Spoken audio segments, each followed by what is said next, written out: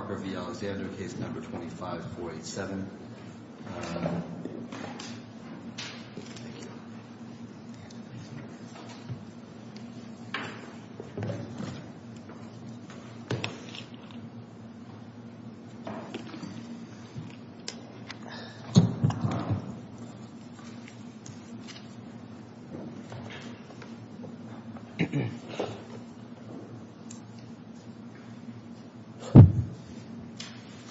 Mr.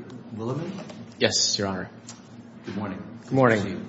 May it please the Court, the District Court's decision below took a statute in the CBA and the ASA that were designed to revive barred claims. It took those statutes, turned them on their head, and its decision determined that the statute actually bars revived claims.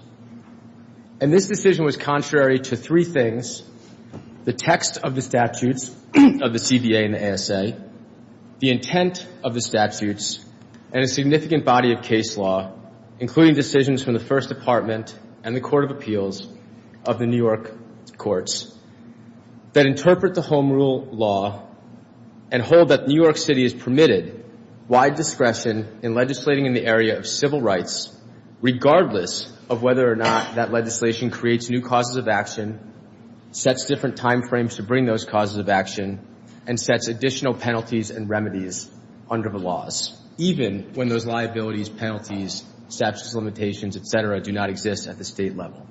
And I'd like to discuss how the Court erred in these three areas, because in these three areas, these three areas undermine the Court's decision and require reversal. First, let's start with the Court's interpretation of the text of the statute. We keep hearing a lot from the lower court and also, of course, from our esteemed adversaries in both cases, frankly, about this notwithstanding any provision language. But these revival windows in the CBA and the ASA apply notwithstanding any provision of law which imposes a limitations period to the contrary. So we'd ask the Court to ask itself, what does to the contrary mean? That word literally means the opposite. A law to the contrary would be a law that would bar someone from filing a claim, a covered claim, within the revival windows created by the CBA and the ASA. The revival window in the GMVA is surely different, but it is not to the contrary. That revival window does not bar anyone from filing a covered claim. What legislative purpose, in your view, was served by the closing of the window in the state revival statutes? It served one of a statute of limitations. There's no question in our perspective that the revival statute created a statute of limitations, and it created a period of time in which someone could bring covered claims. Then what is the purpose of a statute of limitations? Surely, for some crimes there is none, and that reflects a judgment of the legislature. Well, but this is not murder. Understood. For some crimes there aren't some, although I'm unaware of a civil cause of action that would be covered by any state law, frankly, that wouldn't have a statute of limitations. But the purpose of the statute of limitations is certainly to put in, with respect to the CBA and the ASA, and with respect to the purpose of that statute, it was to give people a window. That window was not endless, but the window was set up to allow people to bring claims that would otherwise be time barred. And the text of the statute, in using the word contrary, indicates that the legislature would permit a locality. Allowing somebody to bring a claim that would otherwise be time barred would be the evident purpose of the opening of the window. What's the purpose of closing the window? Your Honor, I would submit that it serves the same purpose as any statute of limitations, but just as, for instance, Your Honor, if the statute of limitations for a claim of assault, and I would go to, for instance, the case in Engelman, right?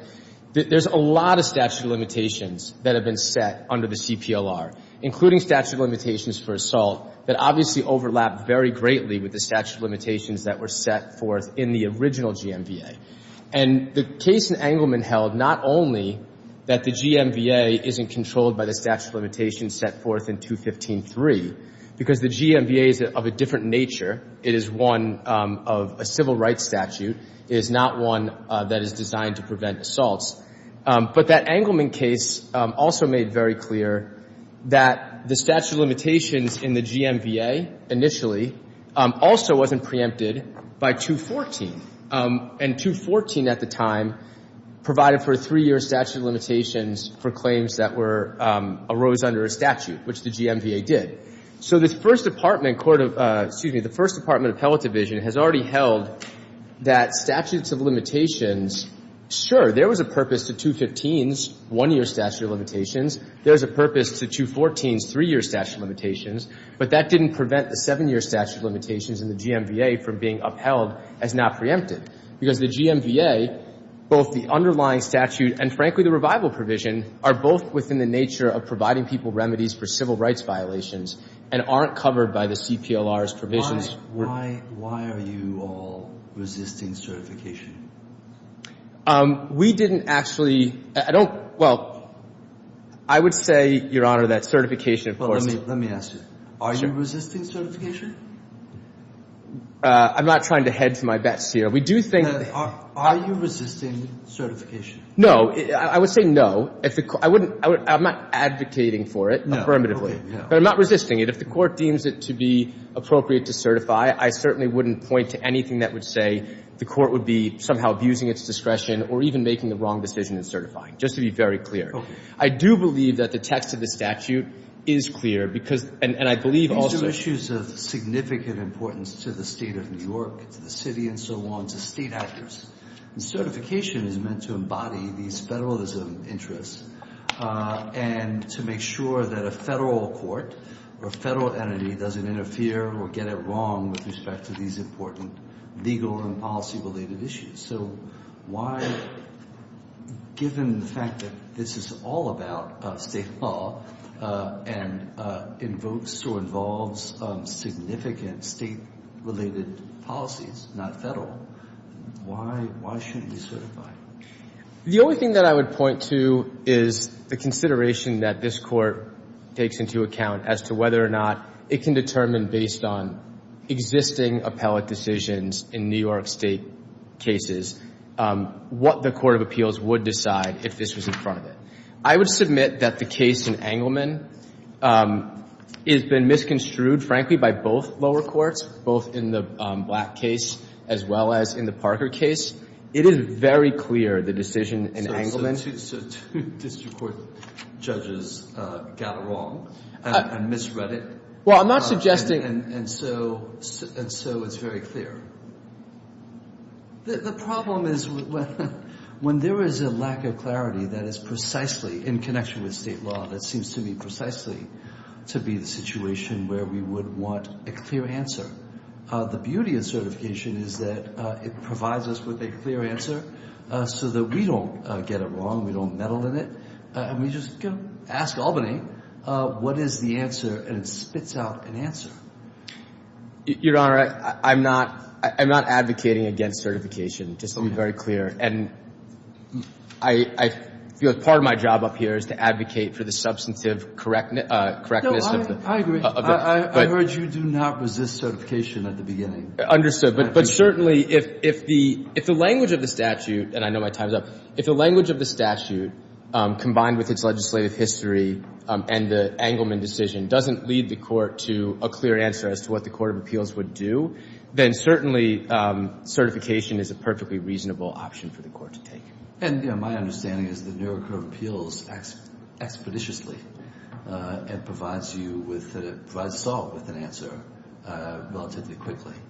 I suppose the operative term could be relatively, but I'm not arguing against it even for time purposes as well, Your Honor. I do believe that the Court of Appeals, particularly given the purposes of the statute here. To help you, I would strike that from the record, but I can't strike that. I appreciate that. I can use all the help I can get. Are there other cases hanging fire here that would be either held up by certification or that would be resolved by certification? Or are we just looking at these two cases? No, there are a whole host of other cases that are pending waiting for the decision in these two cases. The courts in those cases, with few exceptions, have stayed proceedings. So candidly, it's unlikely that any of those cases are going to – so those cases may be delayed by a period of time if it's certified, right? If this court decides now, I would presume that those judges in those cases would say, okay, we're going to unstay the cases and proceed. On the flip side, it would be disingenuous of me not to acknowledge that at the end of the day, the Court of Appeals will likely hear this issue because well, that's why I'm asking, because if there's a bunch of cases out there, I assume most of them are in state court.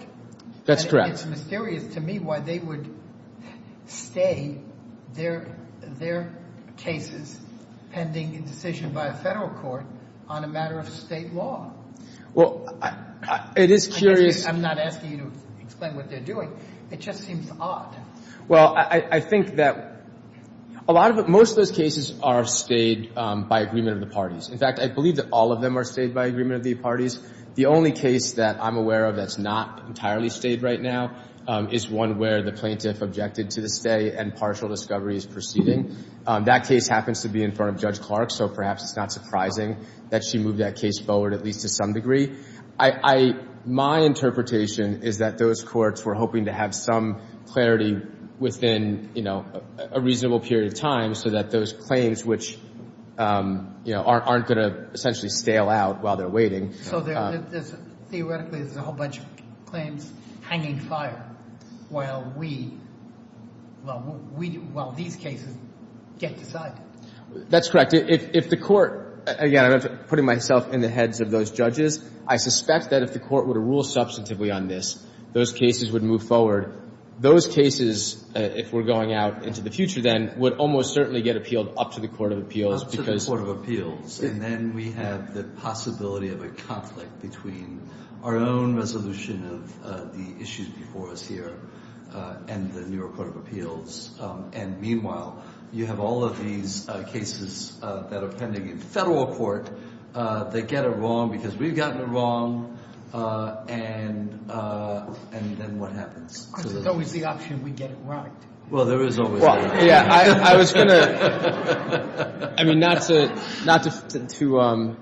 I guess you were trying to help me out. I suspect that this court will get it right, as will the Court of Appeals, and reverse Parker. Well done. Perhaps I can ask, since you're being helpful to us in an administrative sense, counsel, do you have a sense of the universe of cases that we're talking about, including those in the state court system?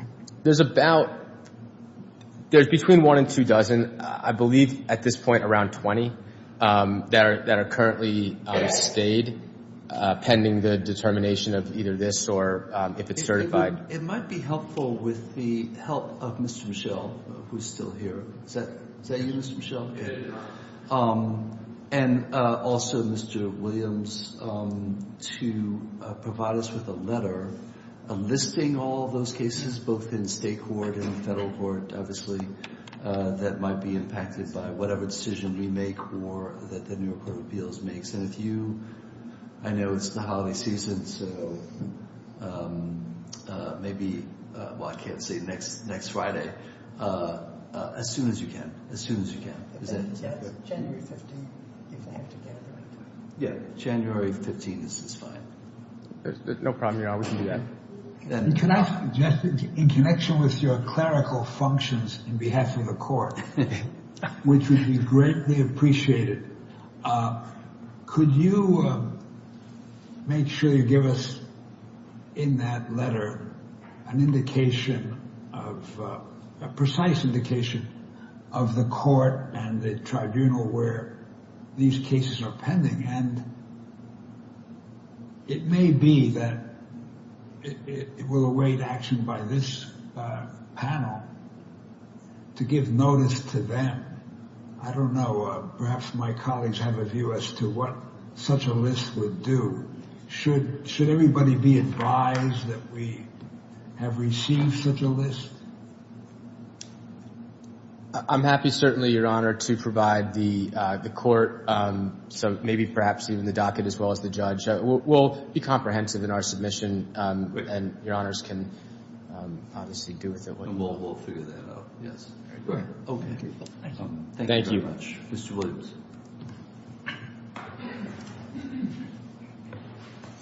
Good morning, Your Honors. Good morning. May it please the Court. With the thoughts and the backdrop of your third certification question, which I will address, I'd like to take a shot at trying to persuade this Court that the statutory language on its face is clear, which is one of the guidelines or criteria that the New York State Court of Appeals has set out for determining whether or not certification is necessary.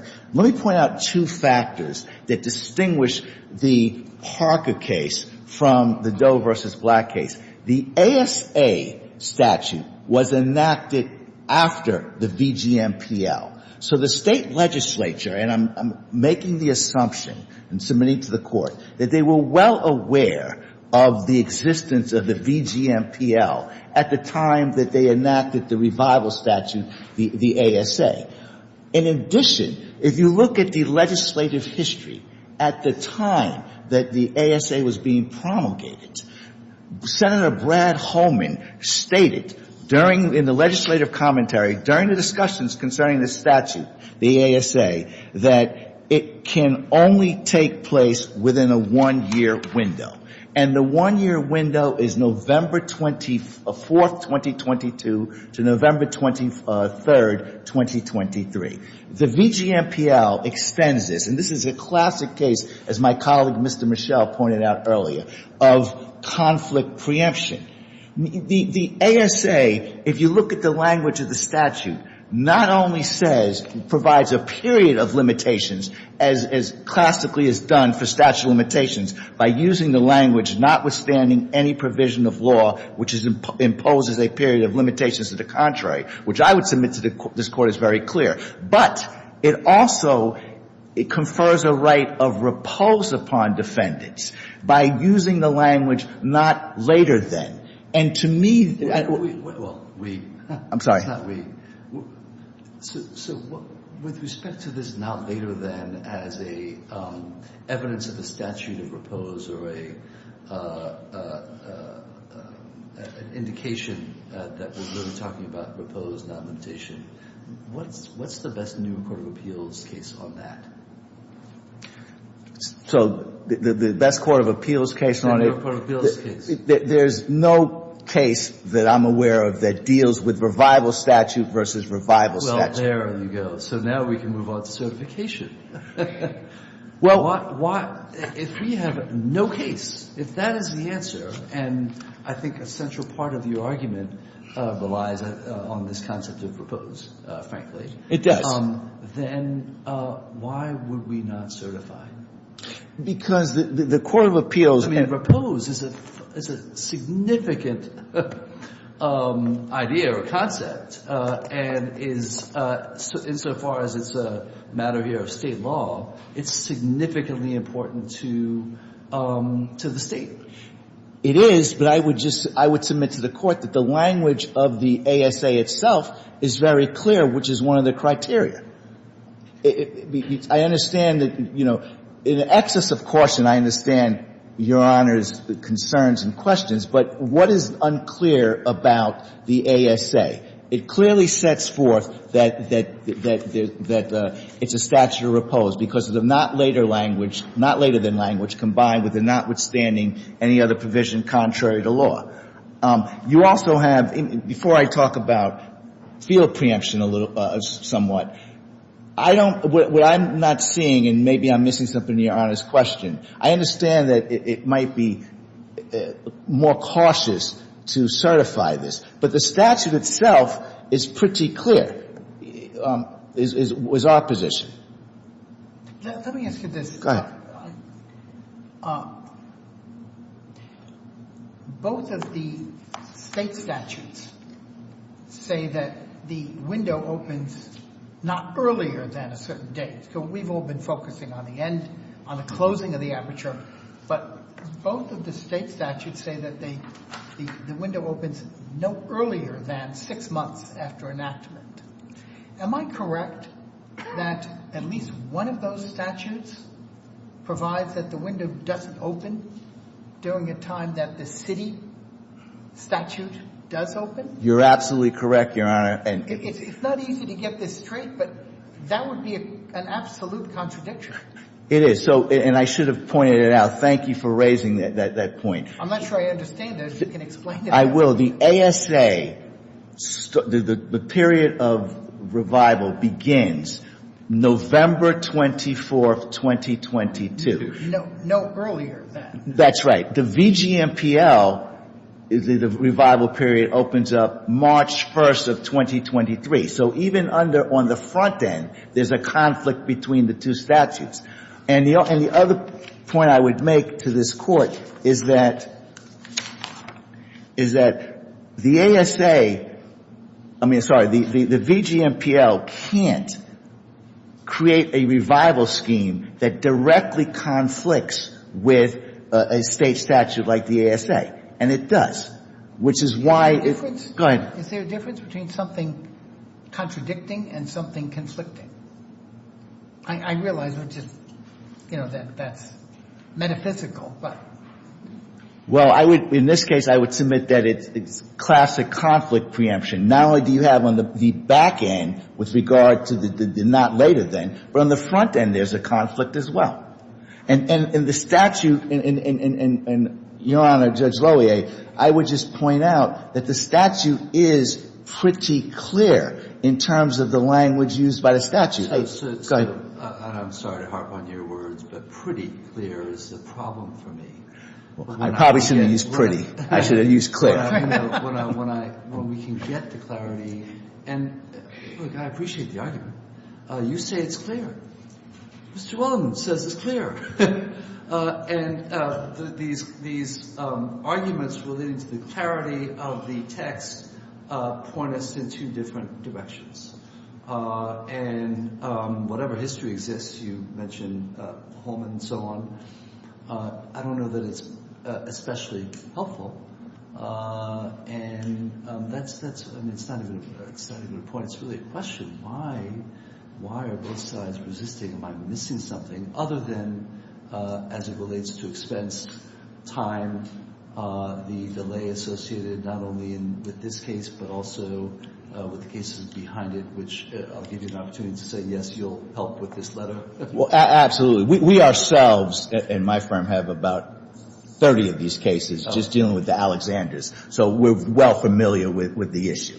Could you fill me out? How, if at all, does the terms of the home rule law as a relationship between the state and the city, does that give any clue as to how to read these various statutes against each other? I think so, and I'll just go to a case that my colleague, Mr. Willerman, discussed, Engelman versus Roth. That is statute. Give a cite to it, if you absolutely, Your Honor. It's 194 AD 3rd, 26. I think the relevant section page is 32. It's First Department, 2021. Thank you. And what I would try to distinguish between Engelman versus Roth, which is a First Department case, is the ASA and the VGMPL are revival statute versus revival statute. The Engelman versus Roth case was CPLR 213 and the VGMPL, and so it was a state statute of limitations versus the VGMPL. And there, I would submit to the court that the Engelman case is self-limiting because it distinguished the VGMPL's 7-year statute of limitations from a law that merely extends the statute of limitations for a particular class of assaults. Whereas here, we have two directly competing statutes, as Your Honor so astutely pointed out, Judge Jacobs, both on the front end and on the back end.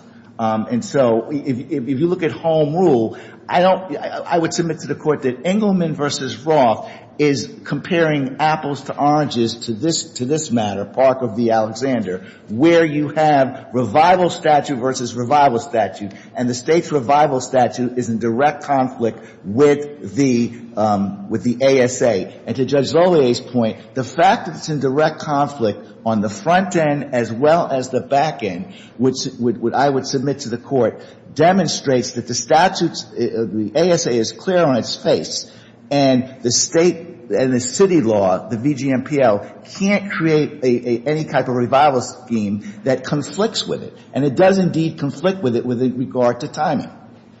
Why do it seems to me that the notwithstanding any provision of law wording also operates to make sure that if the city of New York or the city of Yonkers or Rochester did not extend this window, that it would be extended notwithstanding any other provision of any other statute of limitation. The city statutes itself. Every city would have to yield to the state.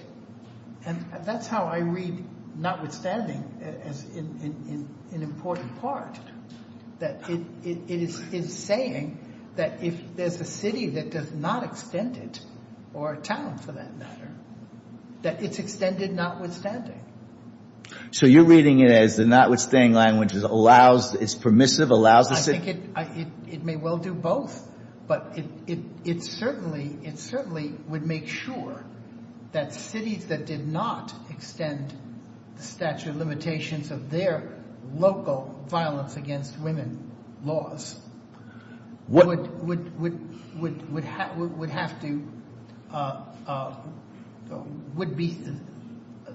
be extended in any event.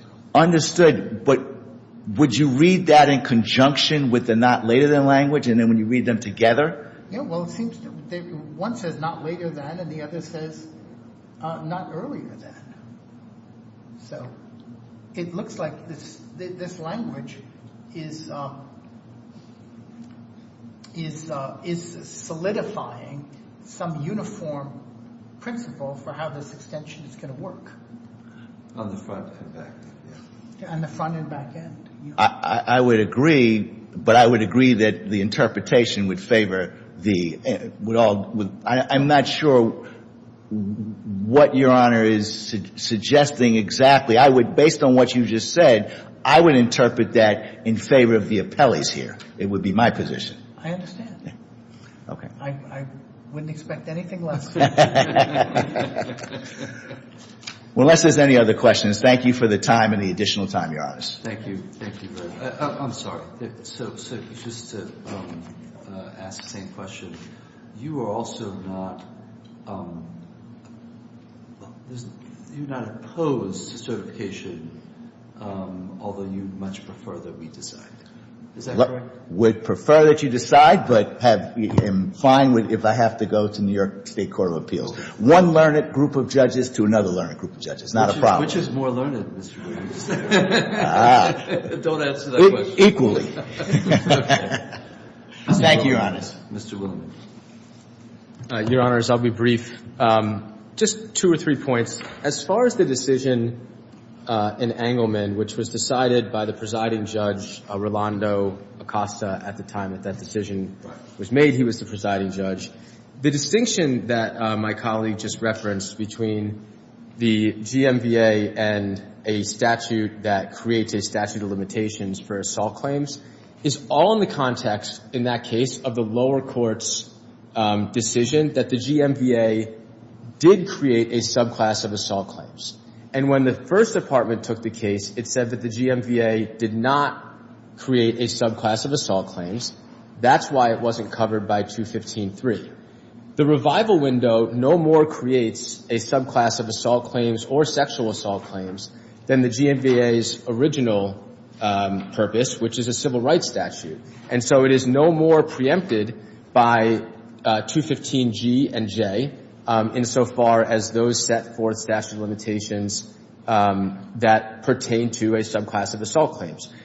But one thing that Engelman did is went one step further, which is analyze CPLR 201, because on the issue of whether or not CPLR 214 preempted the GMVA's initial window, the court held that so CPLR 201, which says that all of the Article 2 statute of limitations apply unless a different time is prescribed by law.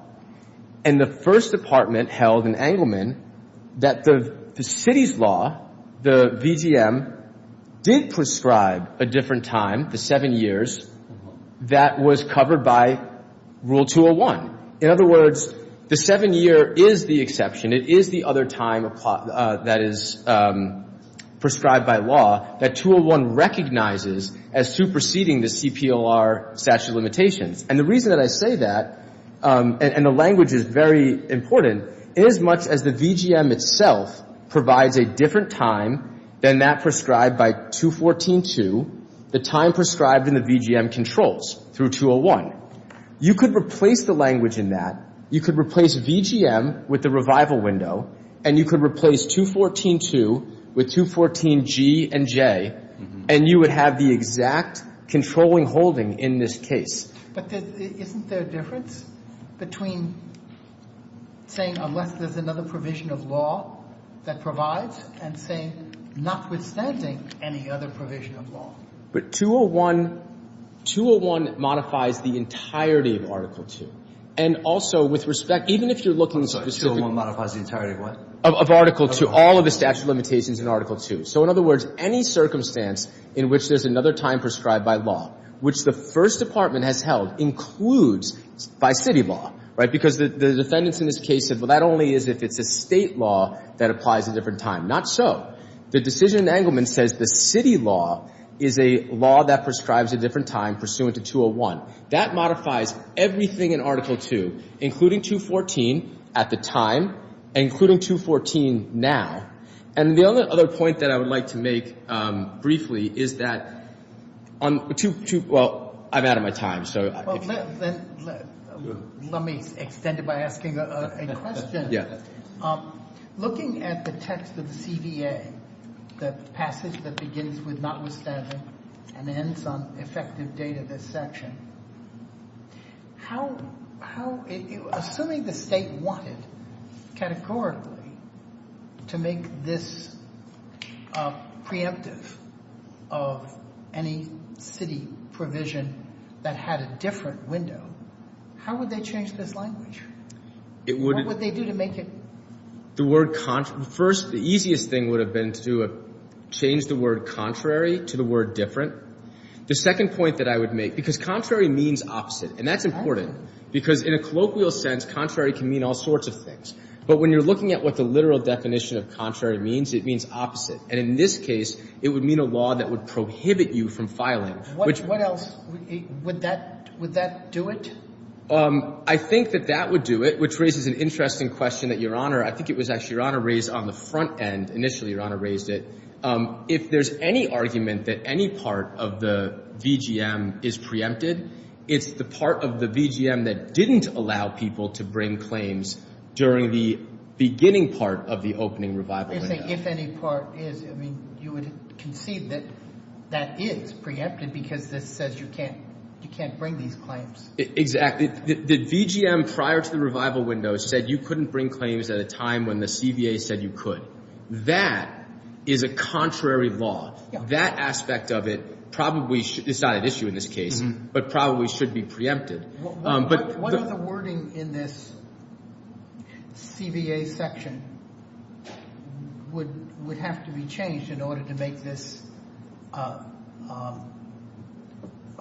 in order for the city statute to succumb to conflict preemption? I think what I said as far as different, that might be sufficient. The other thing I would mention, though, and actually it's important, the CVA and the ASA are not the same statute, literally and also in what they do. I mean, the CVA is not just a revival statute. It has a whole host of other provisions, and it's not a standalone survival statute. The ASA, for the most part, is, and the important point, and I'll obviously cede unless you cut me off beforehand, is that the ASA the revival window only revived claims that were time barred. And as counsel pointed out, the GMVA revival window had already passed, and all of those claims upon its passage were revived. So those claims under the GMVA were not time barred when the ASA went into effect. Well, you can only revive something that's dead. Understood, but my point is that the GMVA wasn't dead at that point. So the language of the ASA only purports to apply to claims that are time barred. Under the GMVA, those claims had already been revived. To be clear, the window hadn't opened, but the claims were revived. And the Jones case... The claims were revived as of when? Literally as of the enactment of the law. Statute. That's the language. And that's the same language in the CVA and the ASA that was interpreted by the Court of Appeals in the Jones case that, Your Honors, that this Court did certify, which held that that was not a defense from a statute of limitations perspective, the fact that the window hadn't opened yet.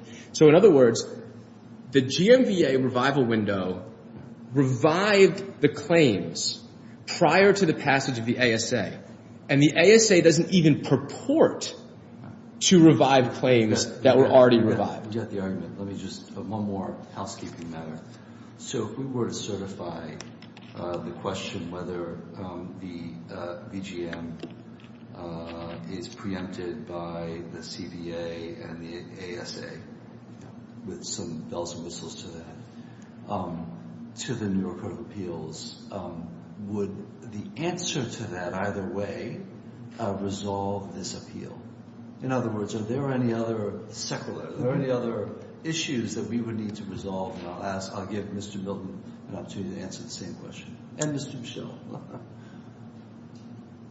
I believe that for instance, the point that I just made, I think is encompassed in the question that you would have asked. So, broadly speaking, the issue whether or not the CVA or the ASA or them collectively preempt the GMVA's revival window, that would resolve the issue in this case. Mr. Williams, do you agree with that? I do. Okay. And Mr. Michel, in case number 25564? I think I agree if you certify that in our case. Okay, so you would agree if you certified it then in 25564. Great. Thank you very much. Thank you. Judge Gavanis, any questions? Fine. Thank you. Thank you very much. Thank you, Your Honors. Court reserved decision.